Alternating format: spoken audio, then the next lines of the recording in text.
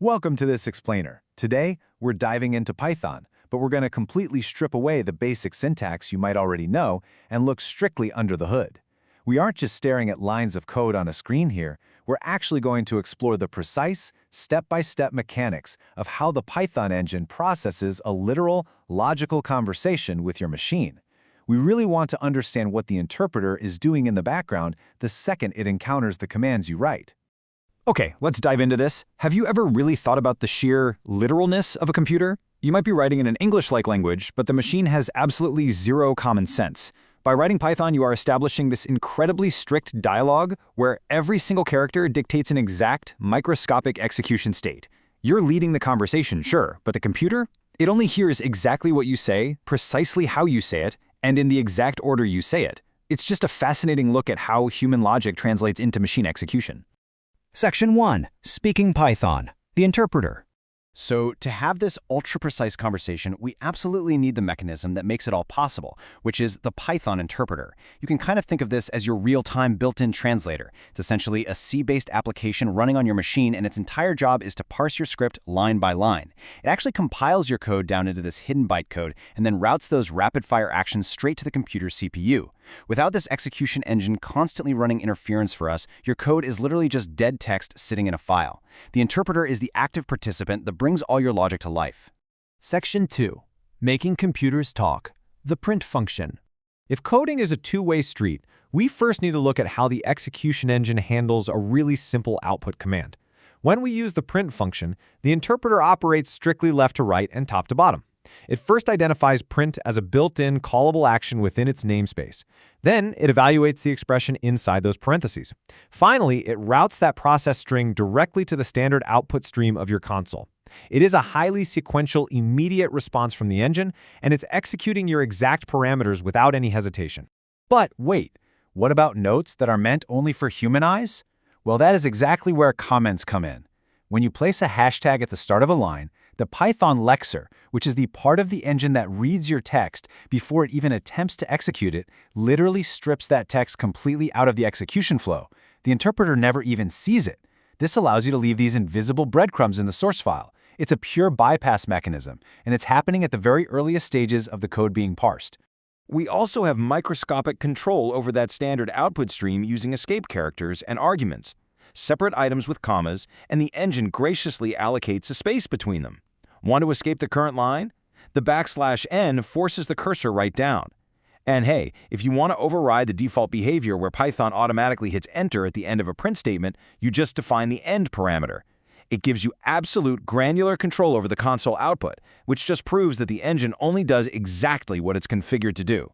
Section 3. Memory boxes, Python variables. Now that the computer can talk, we need to look at how the execution engine actually allocates memory, and this brilliantly illustrates how we manage state. Think of a variable as a labeled container pointing to a very specific address in your system's RAM. Now, the equals sign isn't math here, okay? It's the assignment operator.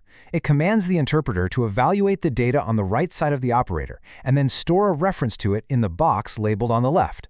Whenever you call that label later in the script, the engine swiftly fetches the data right from that exact memory location.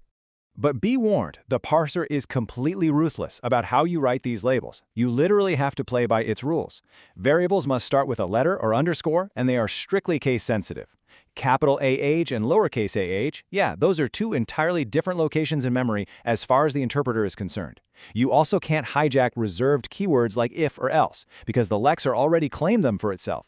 And of course, the gold standard for Pythonic readability is snake case. Because, as we all know, spaces are illegal, and camel case is best left to other programming languages. So, the crucial point is how the interpreter handles the state of these variables over time. Remember, Python's execution flow is strictly top to bottom. If line 1 assigns the integer 12 to age, that memory space holds a 12. But the very moment the execution engine hits line 2 and sees age equals 13, that old reference is completely overwritten. The state has formally mutated. By the time line 3 executes the print function, the engine only knows about the number 13. Variables are fundamentally designed to fluctuate dynamically as your execution thread progresses. Section 4. Kinds of data. Data types. You see, our memory boxes don't just hold numbers, they hold entirely different flavors of information.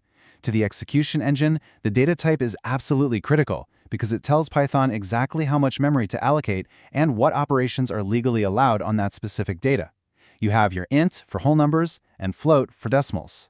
You have string or strings for text blocks, and finally, Boolean for Booleans, which is basically a simple true or false binary state that acts as the core routing switch for the logical flow of your entire program. The engine handles every single one of these very differently under the hood. Section 5. Two-way chats. User input. All right, so we've taught the engine to output text and allocate memory. Now we teach it to listen. By using the input method, you completely change the execution dynamic. This is what's known as a blocking operation. When the interpreter hits this line, the entire thread literally halts. It outputs your prompt, and then it freezes, just waiting indefinitely until the user hits the enter key.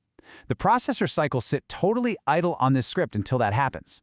Only then does the engine capture that keystroke data and assign it to memory, allowing the thread to finally resume.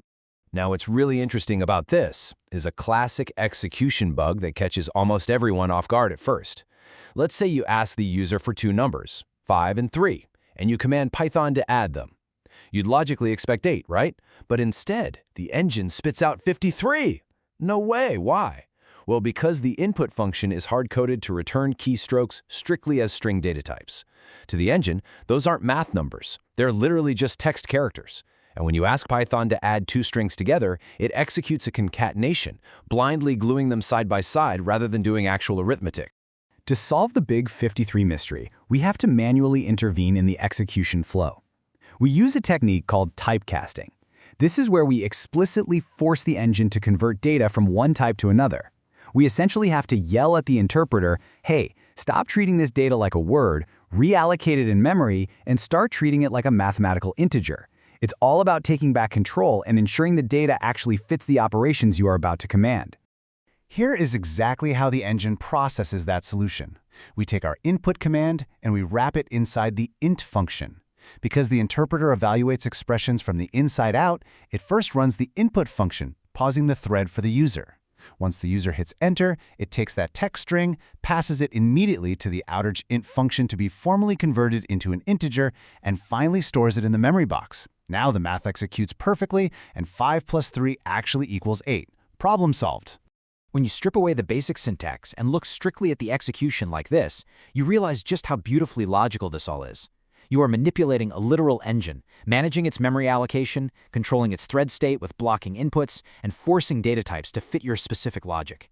It's this incredibly structured, powerful dialogue that you completely control. So my final question to you is this. Now that you understand exactly how the engine listens and acts under the hood, what kind of conversation are you going to force it to have next?